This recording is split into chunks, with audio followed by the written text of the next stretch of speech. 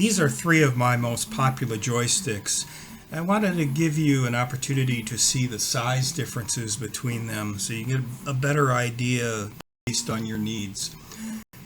These two here, this is the palm stick and this is the slider stick. They are the same dimensions square. They're about 2.5 inches square. What is different is one is taller. The palm is taller to take into account the dome shape that goes on top here versus the slider, which is a sliding mechanism. So it is lower profile, but they are both the same footprint. The smallest standard joystick I make here is what I call the JoyCon, and that's because it uses a JoyCon replacement stick inside of it. And it is about the same height as the other sticks, but it has a much smaller footprint. It's also slightly easier to move than the palm. The palm one is going to feel like a PlayStation 2 analog stick. The JoyCon feels like a JoyCon, so it's a little softer, but I would definitely say there's still tension in all of these. They all require a good deal of tension to move around.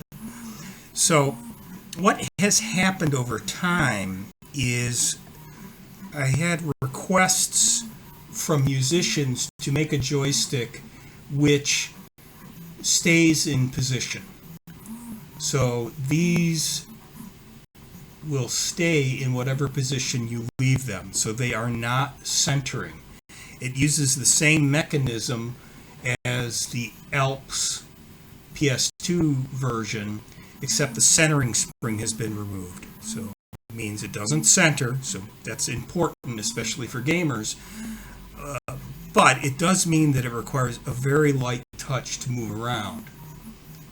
So unlike this, which kind of requires some force and some snapping, here it's very light.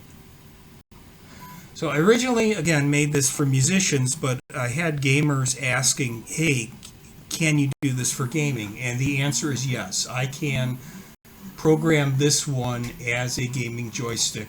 And if we want to compare the heights with the pad and everything, they end up being about the same height. Again, I have to have it at a certain height because of the joystick mechanism inside. But this is an option. So if you wanted a stick that maybe is like a palm in size, but did not have auto center, I can make those. I could do the same thing with the slider. Both the slider mechanism and the palm mechanism, the spring can be removed on. So these, think of them, are the same. This is a little different. The one I can't do is the JoyCon. The JoyCon I just cannot take apart and remove the spring. So we're kind of out of luck with that one. It is what it is. One other stick I would like to talk about is the Slider Plus that I've been working on. What I found was a number of folks were using the slider for manipulation with their feet or their toes or the ball of their foot. And it just was not taking the abuse. You have a lot more muscle strength in your legs, and this mechanism in here was originally designed for use by a thumb, so it can act up. So what we've come up with is this big jumbo plus size version, and you can see it is significantly larger than my other sticks, but that means I'm able to put in a different mechanism inside of here. So this is a modified Alp stick inside, converted to act like a slider, and I have an anti-twist mechanism inside so it does not spin. So this is a good choice for users who either perhaps are going to use an elbow, need a larger device, are going to use their foot or a prosthetic, any of those sorts of things. All right, what's the limitation with this besides the size? The current iteration is designed to only work with the Xbox adaptive controller. This is because it's going to plug into the adaptive controller's jacks in the back for analog sticks. So it is currently a limitation. It does not plug into the USB. Now, I am working on a version of this that will also plug into the USB, but for the users' needs right now, they primarily needed things that would go right into the back of the Xbox.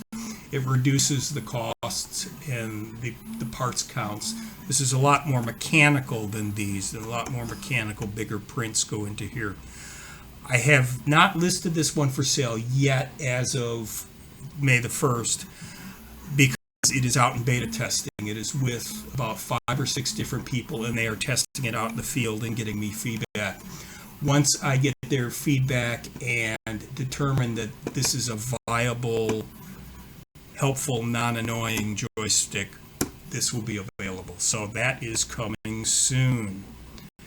So that is kind of the lineup of different sizes that you'll see. I am working on some alternate tops for the palm, some larger, flatter ones for folks who need a larger palm surface. I'm also going to be swapping out some of these mechanisms and try to reduce the height of the unit overall. So that is currently in development. Lots of fun stuff there. So stay tuned for more, and there are always more joysticks in the pipeline. Thanks for watching.